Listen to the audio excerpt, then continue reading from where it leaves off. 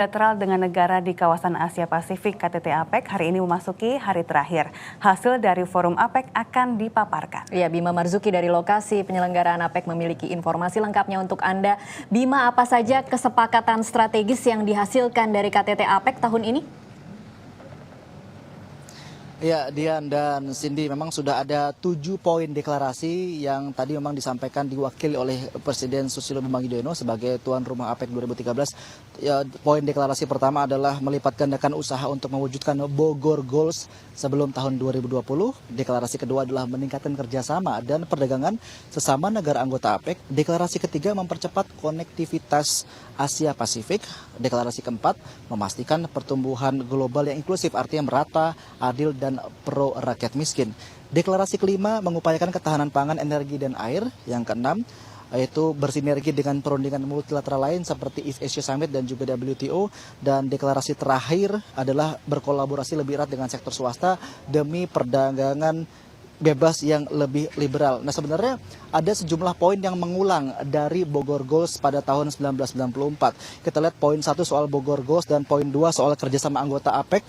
Sebenarnya mengulang dari deklarasi APEC pada tahun 1994 dan semua memang mengarah pada mempercepat perdagangan yang lebih bebas tanpa hambatan. Karena Bogor Goals berarti kalau kita lihat dari isinya berarti sama dengan liberalisasi perdagangan, karena hubungan dagang Indonesia akan diarahkan hubungan dagang Indonesia dengan negara lain akan diarahkan supaya lebih liberal, supaya lebih bebas dan tanpa hambatan. Sebenarnya ini yang banyak diprotes oleh sejumlah kalangan beberapa tahun terakhir karena memang barang impor yang banyak membanjiri Indonesia sehingga produk lokal Indonesia kalah bersaing. Poin ketiga itu mempercepat konektivitas Asia Pasifik. Maksudnya agar negara Asia Pasifik lebih terhubung dengan membangun infrastruktur atau lewat hubungan antar lembaga atau hanya sekedar masyarakat saja yang terhubung.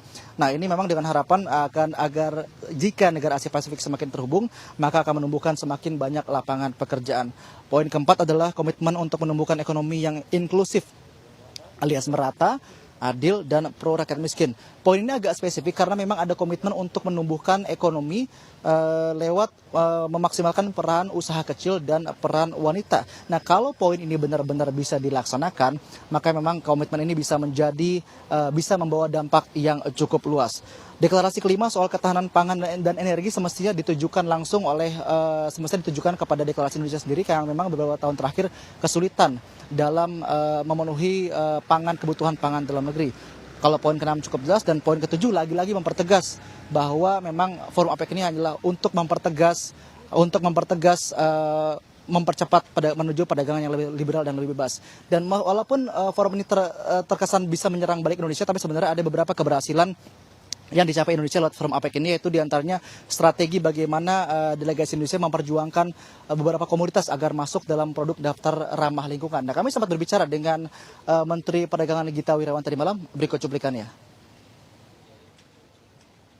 Baik, tapi kalau kita lihat secara rinci, poin to poin, rekomendasi yang pertama diberikan oleh Abang, lalu kesepakatan bersama di level menteri, tidak ada yang secara spesifik untuk mendorong CPO masuk dalam kategori produk ramah lingkungan. Ya, ini sesuatu yang diperjuangkan Indonesia pada APEC tahun lalu. Kenapa? Oh, bukan kenapa. Justru yang kita propose dan sudah disepakati, ini kerangkanya jauh lebih besar daripada CPO saja.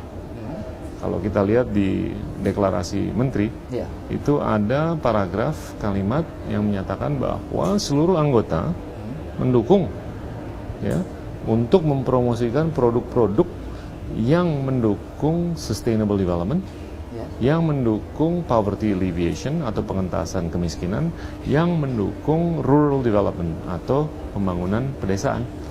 Ini nggak terbatas dengan CPO aja. Ini bisa karet, bisa rotan, bisa beras, bisa apapun produk-produk agro yang apabila bisa dipertanggungjawabkan bahwa mereka itu mendukung sustainable development, bahwa mereka bisa mengentaskan kemiskinan, mereka bisa membantu dengan pembangunan pedesaan, ini bisa dikenakan tarif yang rendah. Tapi nantinya CPO tetap akan diperjuangkan, artinya seperti memakan bubur dari pinggir begitu. Sekali lagi, ini kerangka yang lebih besar. Saya nggak mau secara random atau ad hoc menyampaikan CPO saja, seperti apa yang kita lakukan tahun lalu. Nah, kenapa CPO ditolak waktu di Vladivostok di tahun 2012? Karena prosesnya nggak jelas. Ini kan ada negara, saya mau 20 produk, saya mau satu produk, saya mau 250 produk. Tapi modalitasnya apa? Mekanismenya apa? Prosesnya apa yang bisa dipertanggungjawabkan?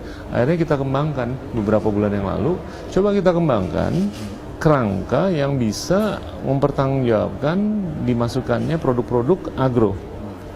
Selama produk-produk itu bisa menopang sustainable development, selama produk-produk itu bisa membantu pengentasan kemiskinan, selama produk-produk itu bisa membantu pembangunan pedesaan. Nah, sekarang kita lihat aja, apakah CPO bisa? Tentu dong. Apakah karet bisa? Tentu dong. Tinggal nanti secara saintifik, ini harus dipertanggungjawabkan publikasinya, studinya, empirisnya kayak gimana. Jadi lebih melihat pada prosesnya dulu. Sangat. Ya, itu dia tadi Dian dan Tasya, ibarat memakan bubur tapi dari pinggir mangkok baru ke tengahnya. Kembali ke Anda. Baik, Bima Marzuki langsung dari Nusa Dua, Bali. Saudara, laporan langsung menjelang partai pembuka kualifikasi Piala AFC U19 Indonesia melawan Laos di Stadion Utama Gelora Bung Karno kami hadirkan sesaat lagi. Tetaplah di Kompas Petang.